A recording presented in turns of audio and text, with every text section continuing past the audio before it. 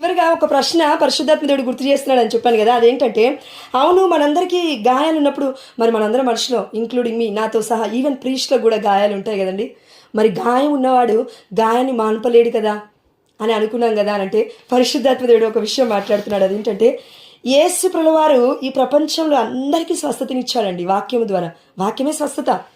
ఎందుకు ఇవ్వగలుగుతున్నాడు వాక్యం ద్వారా అంటే, గాయాలకి ఎందుకు స్వస్థత కలుగుతుందంటే, అంటే ఆ ప్లేస్లో ఎందుకు యేసయ్య ఉండగలిగాడు? దేవుడి కుమారుడు కదా, ఎందుకు ఉండగలిగాడు? అంత గొప్పగా ఎందుకు జీవించగలిగాడు అంటే రెండు కారణాలండి. పరిశుద్ధాత్మ దేవుడు వాక్యపరిచయం అయిపోయిన తర్వాత నాతో మాట్లాడింది. ఒకటి, మొట్టమొదటిది విధేయత, ఒబీడియన్స్. విధేయతలోనే వినయం కూడా ఉంది, humility. Humility is a king of all the virtues అని మన కనతలేని కథోలిక సభ చెప్తుంది. విధేయత, వినయం అనేది అన్ని గుణములకి, అంటే రాజు రాణి అని, రాజులకి రాజు అని, ప్రభుల ప్రభు అని మన కనతలేని కథోలిక సభ ప్రపంచవ్యాప్తంగా ప్రకటిస్తూ ఉంది. విధేయత, వినయము. అందుకే మనం పిలుపులకు రాసిన లేఖ 2వ అధ్యాయం 10-11 మనం చూస్తున్నాము. ఆయన మరణము వరకు విధేయుడై ఉండను కనుక దేవాతి దేవుడు ఆయనకి అన్ని నామముల కంటే ఘనమైన నామము వసగెను. ఆమె నడియ ప్రతి నాలుక బడవలను. ఏంటది అంటే, ఏసే ప్రభు అని. ప్రతి మోకాలు వంచవలను, క్రీస్తే సర్వశక్తి మంతుడు అని. ప్రియమైన దేవుడు బిడ్డలారా, ఈరోజు మనం కొద్దిసేపు కూడా మోకరించలేకపోతున్నామంటే, కొద్దిసేపు కూడా చేతులు ఎత్తలేకపోతున్నామంటే, కొద్దిసేపు కూడా నోరు తెరిచి ప్రార్థన చేయలేకపోతున్నామంటే అది మన అవిధేయత. జోసెఫ్ ఎయిటీ ఫాదర్ గారు చాలాసార్లు చెప్పారండి వాక్యం. చాలాసార్లు చూశాను ఆ వర్డ్ ఆఫ్ గాడ్ కూడా. అదేంటంటే, బీ స్టిల్, నిలబడు, పర్లేదు. ఎక్స్పీరియన్స్ అవ్వట్లేదా పరిశుద్ధాత్మ దేవుడు? అనాయింటింగ్ ఉన్నట్టు అనిపించట్లేదా? ఒర్రలేకపోతున్నావా, గంతులేయలేకపోతున్నావా దేవుడు? అయినప్పటికీ నో ప్రాబ్లం. బీ స్టిల్, కాన్స్టాంటిటీ మెయింటైన్ చేద్దాం. స్థిరమైన మనస్సును దేవుడు కోరుకుంటున్నాడు. కీర్తన గ్రంథము 51వ అధ్యాయము 6వ వచనం సెలవిస్తుంది, ప్రభు నీవు చిత్తశుద్ధిని కోరువారవు, నా మనస్సును నీ జ్ఞానముతో నింపుము. ఆమె అడిగా యేసు రక్తంలో గ్రూప్ని ముద్రిస్తూ, యేసు రక్తంలో ప్రతి హృదయాన్ని ముద్రిస్తూ, యేసు రక్తంలో ప్రతి నాలుక, ప్రతి మాట, ప్రతిది నా తండ్రి, చెవులు, ఇంకేదైతే మేము చూస్తున్నాం, ప్రతి ఐస్, ప్రతి కన్ను కూడా యేసు రక్తంలో కడగబడి ఆధ్యాత్మికమైన దేహముగా మా దేహము మారునుగా కన్నా తండ్రి, నజరేయుడైన యేసు నామములో ఆమె అని. ప్రియమైన దేవుడు బిడ్డలారా, దేవదేవుడు మనకు చెప్తున్నాడు, మనం ఎందుకు ప్రార్థించట్లేదు, మనం ఎందుకు దేవుని స్తుతించట్లేదు, ఒక్కొక్కసారి ఎందుకు అలాంటి బంధకంలో మనం పడిపోతున్నామంటే కారణాలు 2. ఒకటి, అది మన స్వీయ తప్పు. ఒక్కొక్కసారి అంటే పాప సంకీర్తన తీ అని పరిశుద్ధాత్మ దేవుడు మన నుంచి చెప్తా ఉంటాడండి. తీయకపోయినప్పుడు స్పిరిచువల్ ఇది దేవుని అనుభవించలేము. ఇది ఒక సైడ్. ఇది మన తప్పే కదా, చెప్తున్నప్పటికీ చేయకపోవడం మన తప్పు.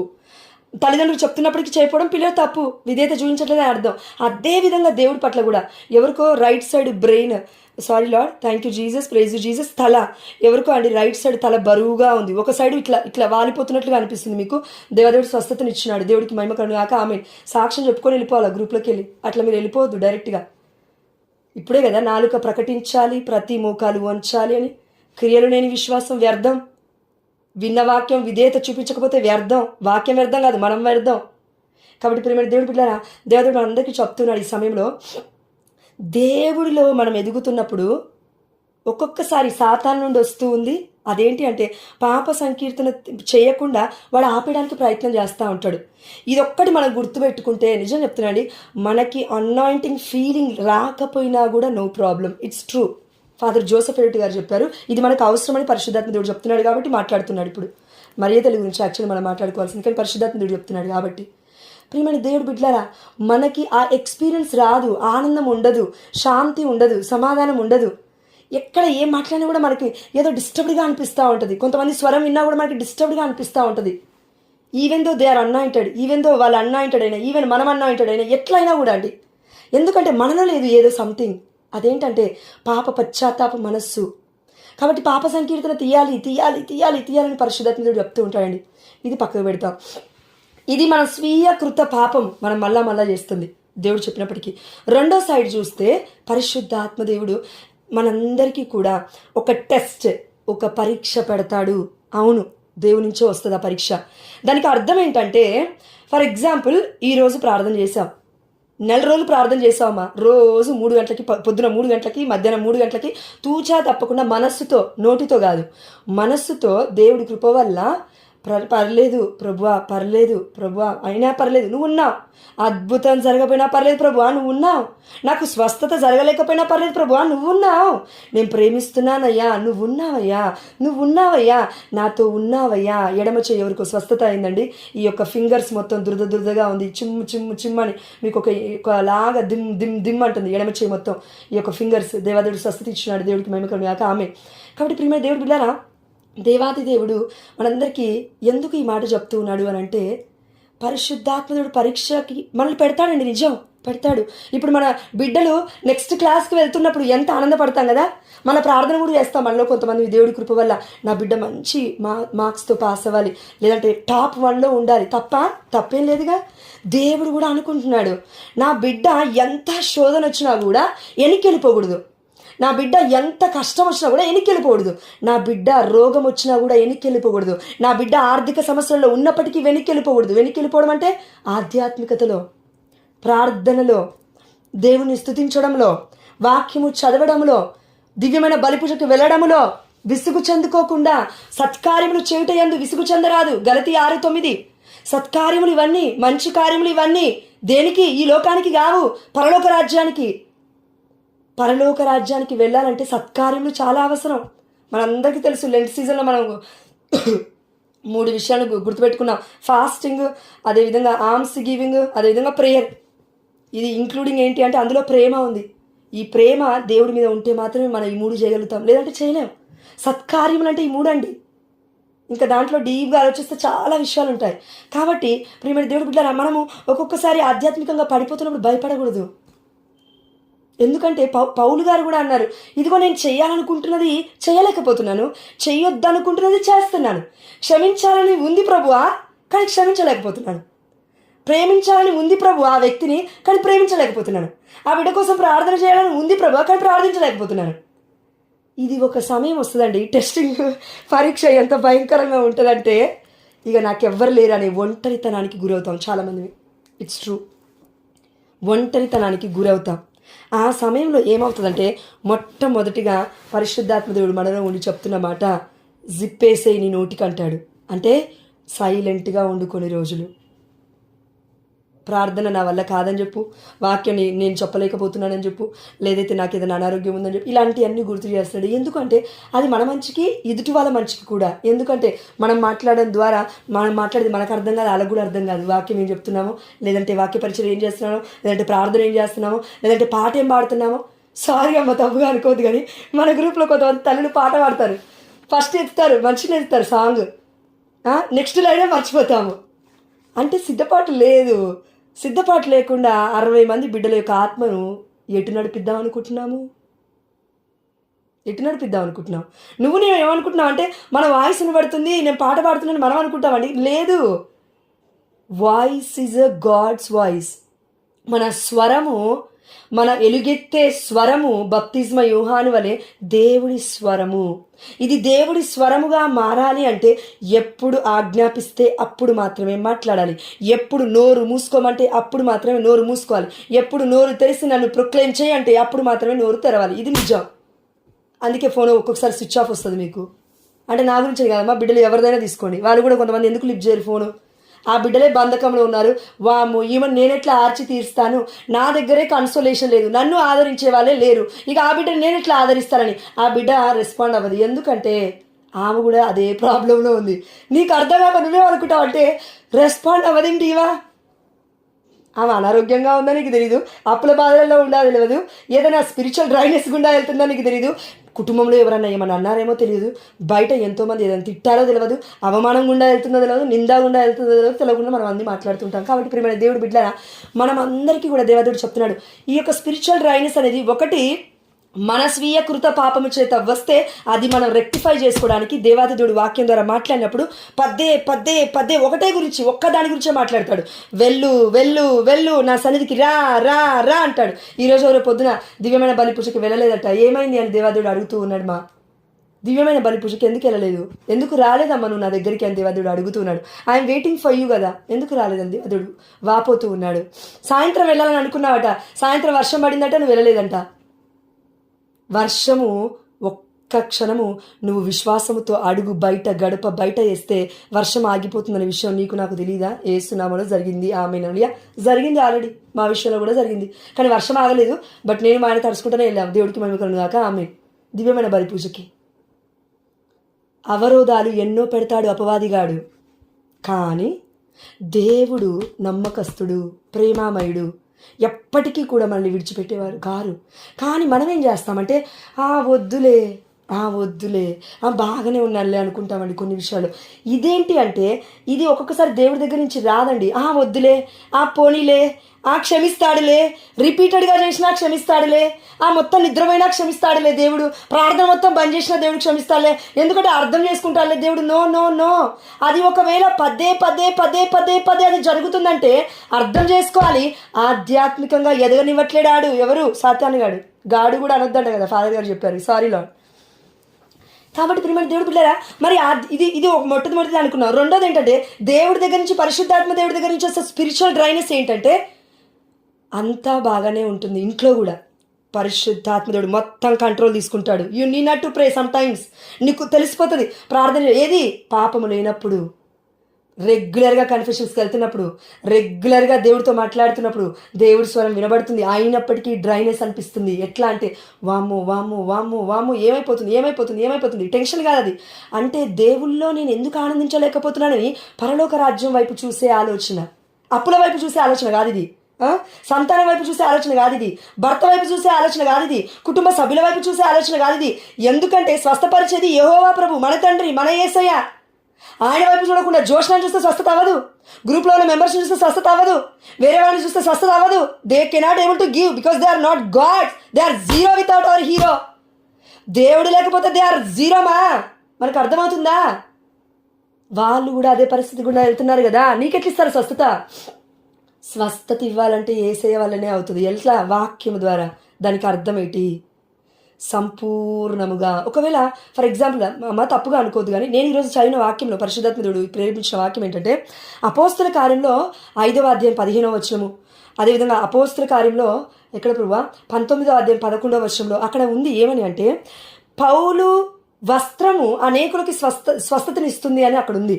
పౌలు హస్తముల ద్వారా దేవుడు అనేక అద్భుతమైన కార్యములు చేస్తున్నాడని అక్కడ ఉందండి. ఆమేన్. హల్లెలూయా.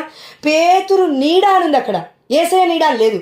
పేతురు నీడ అనేకులు అట్లా తీసుకొచ్చి మా ఎడమకాలు ఎవరికో పిక్క పట్టేసినట్లుగా ఉంది. దేవదేవుడు ఇప్పుడు మీరు జాయిన్ అయ్యారు, దేవుడు స్వస్థత ఇచ్చినాడు, దేవుడికి మహిమ కలుగుగా గాక. ఆమేన్. Thank you Lord, thank you Jesus, praise Jesus. కాబట్టి పేతురు నీడ స్వస్థపరిచింది అంటే ఏంటి? దానికి అర్థం అంటే పేతురు నీడ స్వస్థపరిచింది, పౌలు వస్త్రము స్వస్థపరిచింది. ఇక్కడ మాటలన్నీ మనం చూస్తుంటే పౌలు, పేతురు పర్సన్స్ పేర్లు ఉన్నాయి. ఆ యొక్క స్టెఫను జ్ఞానముతో బలముతో నింపబడ్డాడు. ఇథియోపియా ఉద్యోగి దగ్గరికి పిలిపి వెళ్ళి మాట్లాడాడు, జ్ఞానస్నానం ఇచ్చాడు. అంటే వాళ్ళు ఇచ్చారు, వీళ్ళు స్వస్థతపరిచారని పేర్లున్నాయి, ప్రవక్తల పేర్లు అక్కడ. అంటే ఏంటి దీనికి అర్థం? వాళ్ళు ఇచ్చారు ఆ స్వస్థత? ఇవ్వలేదు, దేవుడే ఇచ్చాడు. కానీ అక్కడ ఏం జరుగుతుందంటే పౌలు నీడ కూడా యేసయ్యగా మారిపోయింది. ఆమేన్. హల్లెలూయా. పేతురు నీడ కూడా దేవుడి నీడగా మారిపోతుంది. ఆమేన్. యేసయ్యగా మారిపోతుంది. పౌలు వస్త్రము యేసయ్య వస్త్రముగా మారిపోతుంది. ఆమేన్. హల్లెలూయా. బిడ్డలందరి యొక్క పనులు, వారి యొక్క చేస్తున్న ప్రతి కార్యము యేసయ్య హస్తం ఉంది. ఆమేన్. హల్లెలూయా. దేవుడి హస్తం ఉన్నవాడు అనేకులకు దీవెనకరంగా మారుతాడు. ఆమేన్. హల్లెలూయా. దేవుడు వాళ్ళు ఉన్నవాడు అనేకులకు దీవెనకరంగా మారుతాడు. ఆమేన్. హల్లెలూయా. అందుకే పౌలు గారు అన్నమాట గలతీ 2:20 ఏమని చెప్తూ ఉందంటే ఇక జీవించున్నది నేను కాదు, క్రీస్తే నా యందు జీవించుచున్నాడు. దీనికి అర్థం బైబిల్ వాక్యం చెప్పిందంటే ఇదిగో భూమి ఆకాశము గతించినా నా మాట గతించదు అని అర్థం దానికి. అంటే పౌలు became Jesus Christ. Yes, not antichrist. క్రీస్తు విరోధి గురించి నేను మాట్లాడతానండి, దుష్టుల గురించి నేను మాట్లాడుతున్నాను. ఆ దుష్ట కార్యంతో ఆ యొక్క పొజెస్ అయిన ఆ యొక్క పరిశుద్ధుల గ్రంథంలో ఎంతో ఉన్నారు. ఇప్పుడు పేతురు గారి పేరుంది, సీమోను అనే ఇంకొక ఆయన పేరు కూడా ఉంది. ఆయన కూడా ఏం చేస్తున్నాడంటే అద్భుతాలను చేస్తున్నాడు. ఆయన అంటున్నారంట ఆ లోకంలో అందరూ, ఆ యొక్క గ్రామంలో అందరూ, ఇదిగో మహాశక్తి అనబడు శక్తి ఇతనే, ఈయన ప్రవక్త అంటున్నారంట. ఎవరిని? ఆయన చూసి. ఆయన కూడా అద్భుతాలు చేశాడు. కానీ మనందరికీ అర్థం కావాల్సింది ఒకటి ఇక్కడ, యేసయ్య ఉంటే ఏముంటుందంటే విధేయత, వినయం ఉంటుంది. హ్యూమానిటీ మానవత్వం ఉంటుంది. యేసయ్య ఉంటే ప్రేమ ఉంటుంది, ఆ యొక్క తగ్గింపు తత్వం ఉంటుంది, వినయం ఉంటుంది, విధేయత ఉంటుంది. ఇవన్నీ ఉంటేనే అండి దేవాతి దేవుడు యేసు వారిని అన్ని నామముల కంటే ఘనమైన నామముగా చేశాడు. అంటే విధేయతను బట్టే హెచ్చించాడు. ప్రేమ దేవుడు బిడ్డ, ఈ రోజున మనం ఒకవేళ ఆధ్యాత్మికతలో పడిపోవడం కూడా కాదండి, అక్కడే ఉన్నాము. ఎక్కడ వేసిన గొంగడ అక్కడే, అసలు ముందుకే కదలతలేము. ఆత్మ ఫలాలను బట్టే చెప్పొచ్చు. వరాల కంటే ఎక్కువగా ఆత్మ ఫలాలను బట్టి చెప్పొచ్చు. అదేంటంటే ప్రేమ, ఓపిక, సహనం, ఐక్యత. ఎవరైనా ఏదైనా అన్నా కూడా పాజిటివ్గా తీసుకునే మెంటాలిటీ మనందరికీ దేవదేవుడు పరిశుద్ధాత్మ దేవుడు ఇచ్చినాడు. ప్రేమ దేవుడు బిడ్డలారా, ఈ యొక్క స్థానంలో మనం వెళ్తూ ఉన్నప్పుడు అప్పుడు ఏమవుతుందంటే పరిశుద్ధాత్మ దేవుడు మాట్లాడుతూ ఉంటాడు, బిహోల్డ్, బాధపడకు, నేను నీతోనే ఉన్నాను. అయినప్పటికీ ప్రార్థన చేయి, అయినప్పటికీ మోకరించు. ఏది? పాపం లేనప్పుడు ఇంకో ఆధ్యాత్మికమైన అంతస్తులోకి తీసుకెళ్తున్నప్పుడు దేవాతి దేవుడు స్వరం స్పష్టంగా వినబడుతుంటుంది. నేనున్నా నీతో, ప్రార్థన చేయడం అనట్లేదా? పర్లేదు, ప్రార్థన చేయి. మోకాల మీద ఉండలేకపోతున్నావా? అయినా పర్లేదు, మోకాల మీద ఉండు. అప్పుడు వస్తుందండి great anointing. It may take 1-2 days or 3 days or 1 month also. ఒక్కొక్కసారి 4 రోజులు పట్టొచ్చు, 4 రోజులు పట్టొచ్చు, లేదంటే 40 రోజులు పట్టొచ్చు, లేదంటే చెప్పలేం, కొంచెం లాంగ్ టర్మ్ కూడా ఉంటుందంట. ఫాదర్ జోసెఫ్ ఎడిట్ గారు చెప్తుంటే విన్నాను, పరిశుద్ధాత్మ దేవుడు చెప్తుంటే. ఒక్కొక్కసారి కొంతమందికి అయితే 3 నెలలు 6 నెలలు కూడా ఉంటుంది. ఎందుకు? దాని తర్వాత ఉంటుంది కదా అనాయింటింగ్, డబుల్ అనాయింటింగ్ ఉంటుంది. ఆమె నాలుడియా. అందుకే ప్రియమైన దేవుడు బిడ్డారా, అంటే ఇప్పుడు పరిశుద్ధమైన గ్రంథంలో యేసుని మనం తక్కువ చేస్తున్నాం అట్లా కాదు. అంటే హోలీనెస్, పరిశుద్ధత. అంటే వాళ్ళు 24 గంటలు వాళ్ళ ఫోకస్ మొత్తం యేసయ్య మీదే. నా నీడ యేసయ్య, నా తోడు యేసయ్య, నా మాట యేసయ్య, నా క్రియ యేసయ్య, నా బ్రతుకు యేసయ్య, నా భవిష్యత్తు యేసయ్య, నా ప్రజెంట్ యేసయ్య, నా పాస్ట్ యేసయ్య, నా సమస్తం యేసయ్య, నా భర్తే, నా పక్కనున్న నా భర్త కూడా నా యేసయ్యే. యేసయ్యే ఆ రూపంలో నా దగ్గరికి వచ్చాడు. నాకు కన్న పిల్లలు నా యేసయ్య రూపంలో ఉన్నారు. అంతా ఏది చూసినా డివైన్ ఐస్, స్పిరిచువల్ ఐస్. ప్రియమైన దేవుడు బిడ్డ, ఒక్కొక్కసారి మనము చూపులో ఒకవేళ బై మిస్టేక్లో ఫోన్లో ఏదైనా పాపప్ టపిమని ఏదైనా పాపపు కార్యం చూసామంటే ఆటోమేటిక్గా క్లోజ్ అవుతాయి ఐస్. ప్రభువా, అందరికీ అవుతుండొచ్చు, కానీ అది డివైన్ ఐసా, మన దేవుడి కన్నులాగా మనవి మారుతున్నాయా, లేదంటే ఇంకా సాతాను కన్నులాగా ఉన్నాయంటే దానికి కారణము ఒకటే. సారీ, తప్పుగా అనుకోదు, కక్కిన కూడికి మళ్ళీ కుక్కలాగా వెళ్ళి మళ్ళీ గతకడం. పంది పన్నీరులోకి పోయి వెళ్ళు అని అంటే అదేం చేస్తుంటే మళ్ళీ వెళ్ళి బురదలోనే వారుతుంది. దర్శన గ్రంథం 3:15 కట్టింగ్గా ఉంటుందండి, బట్ తీసుకోవాల్సిందే. వేడిగా అయినా ఉండు, లేదంటే చల్లగా అయినా ఉండు, నురివెచ్చిన జీవితం జీవిస్తే నోటి నుంచి ఉమ్మివేస్తా అంటున్నాడు దేవాదేవుడు. ప్రియమైన దేవుడు బిడ్డారా, మనందరికీ దేవుడు ఎందుకు ఇలా చెప్తూ ఉన్నాడంటే దానికి కారణం ఒకటే. ఇంత తెలుసు యేసయ్య గురించి, ఇంత వాక్యం తెలుసు మనకి, ఇన్ని పాటలు పాడుతున్నాం మనం సింగర్స్ ఉన్నాము, డాన్సర్స్ ఉన్నాము, దేవుల్లో దావీదు వల్ల డ్యాన్స్లు ఆడేసి ఉన్నాము. అయినప్పటికీ కూడా ఎందుకు దేవుడి ప్రేమ మనకు అర్థం కావట్లేదు అంటే దానికి కారణం ఒకటే, బీ స్టిల్. నమ్మట్లేము. ఒక సమయం వచ్చినప్పుడు అందరూ విడిచిపెట్టబడ్డట్టుగా అనిపించినప్పుడు అందరూ ఇంక్లూడింగ్ అందరూ ఎక్సెప్ట్ గాడ్, అందరూ విడిచిపెట్టేటప్పుడు దేవుడు మాత్రమే పట్టుకుంటాడు. అదొక్కటే ఎక్స్పీరియన్స్ చేస్తాం మనం. అది స్పిరిచువల్ డ్రైనెస్ అంటే ఇది మన మంచికి వస్తుంది. కానీ మొట్టమొదటి చెప్పుకున్నాను చూసండి, పాప సంకీర్తన తీయను, ప్రార్థనకి వెళ్ళను, ఎంతమంది చర్చికి పిలిచినా పోను, అదేవిధంగా రిట్రీట్ సెంటర్కి వెళ్ళను. అంటే మామూలుగా అండి, మీకు ప్రేరేపణ ఇచ్చిన విధంగా పరిశుద్ధాత్మదేవుడు, నాకు కాదు, మీకు ప్రేరేపిస్తాడు కదా పరిశుద్ధాత్మదేవుడు. నాలో ఉన్నది ఒకవేళ నెగిటివ్ స్పిరిట్ అయితే మీలో ఉన్నది పరిశుద్ధాత్మదేవుడు కదా. ఏసునామానికి మహిమ కలుగును గాక, ఆమేన్. ఒకవేళ అనుకుంటే అండి ఎవరైనా, అప్పుడు ఏం చేయాలి అంటే పరిశుద్ధాత్మదేవుని అడగాలి, ప్రభు ఇది నీ చిత్తమా? ఈరోజు నేను వాక్యం విన్నది కూడా అదే అండి. నేను ఈ ఫ్యామిలీ ఆఫ్ ఫెయిత్ గ్యాదరింగ్కి ఈ మధ్య వెళ్ళట్లేను. పరిశుద్ధాత్మదేవుడు నాతో ఎట్లా మాట్లాడంటే ఒక షార్ట్ చూశాను నేను, ఫాదర్ జోసెఫ్ ఎడిట్ గారిది. ఫాదర్ అంటూ ఉన్నాడు, నీ వల్ల అవ్వకపోతే ప్రార్థన చేయడం, వెళ్ళు స్పిరిచువల్గా ఉన్న వాళ్ళలోకి గ్యాదర్ అవ్వ అంటున్నాడు దేవాదేవుడు నన్ను. స్పిరిచువల్గా ఉంటారు కదమ్మా, నీకు ఇన్విటేషన్ వస్తుంది కదా, ఎల్లు గ్యాదర్ అవ్వు అంటే వెతకమంటున్నాడు దేవుడు. ఎవరిని? మనుషుల్నే. అవును మా, ఇది నిజం, మనుషుల్నే వెతకమంటున్నాడు దేవుడు. ఎందుకు అంటే ఆ సందర్భంలో పేతురు ఉండొచ్చు అక్కడ, ఆ సందర్భంలో పౌలు ఉండొచ్చు అక్కడ, ఆయన వస్త్రం తాకుతుండొచ్చు అక్కడ, ఆమె అడిగా ఆయన నీడ దాకుతుండొచ్చు అక్కడ, ఆమె హల్లెలూయా. మరి చేయి దాకుతుండొచ్చు అక్కడ, ఎవరు? దేవుడి హస్తం దాకుతుండొచ్చు అక్కడ, ఆమె. ప్రియమైన దేవుడి బిడ్డలారా, మనలో ఉన్నది ఏంటంటే వినయము, విధేయత. యేసుప్రభువు వారు అంటూ ఉన్నారు, నేను ఈ లోకానికి వచ్చింది నేను సేవింపబడుటకే కాదు కానీ అందరికీ సేవ చేయుటకే వచ్చాను. ఈ వినయం, ఈ తగ్గింపు తత్వము అంటే నాకంటే వీళ్ళందరూ గొప్పవాళ్ళే అనే ఆలోచన ఎప్పుడైతే మనకుంటుందో, వీఆర్ ఇన్ కంప్లీట్ క్రైస్ట్. యేసయ్య హృదయంలో మన హృదయం ఇక నివాసం చేస్తున్నట్లే, ఆమె. యేసయ్య దేహంలో మన దేహం మొత్తము ఇమ్మర్స్ అంటే మునిగిపోయినట్లే, ఆమె. హల్లెలూయా. అంటే మంచిగా పవిత్రగా పరిశుద్ధంగా బ్రతకడానికి దేవదేవుడు ఇచ్చిన కృప అది. ఇది కూడా మన వల్ల కూడా అవ్వదండి, పరిశుద్ధాత్మ దేవుడిని అడిగితేనే అవుతుంది. ప్రభువా, నీ హృదయం, నీ హృదయం, నీ హృదయం, నా హృదయం, నా హృదయం సమర్పిస్తున్నాను, కంట్రోల్ తీసుకో ప్రభువా. ప్రియమైన దేవుడి బిడ్డలారా, అందుకే ఒక్కొక్కసారి మనం పవర్ఫుల్గా ప్రార్థన చేస్తాం, ఒక్కొక్కసారి డౌన్ అయిపోతాం. ఈవెన్ నన్ను కూడా తీసుకోండి, మిమ్మల్ని తీసుకోండి, అందరిని. ఎందుకు అట్లా జరుగుతుంది? అది మన మంచికే. ఒకసారి ఇట్లా కొడతాడు దేవాదేవుడు, కాముండు. మనం కొడతాం కదా, ముటికలు వేస్తాం కదా పిల్లల మీద, గట్టి కొడతాం, లేదంటే చెవు పిండుతారు కొంతమంది, లేదంటే ఒక ఆమె ఎవరో పెంక తీసుకొని కొడుతున్నావంట నీ బిడ్డని. దేవాదేవుడు చూపిస్తున్నాడు, పెంక తీసుకొని కొడుతున్నావు. ఆ బిడ్డ డిప్రెస్ అయ్యాడంటే లైఫ్ లాంగ్ నీ వైపు కూడా చూడు, ఏసునామలో కొట్టేస్తున్నాను ప్రభువా. ఇట్లా మురేసి చూస్తున్నావంట బాబుని, పాపని. హృదయానికి గాయం చేయకు పసికందులకి దేవాదేవుడు చెప్తున్నాడు.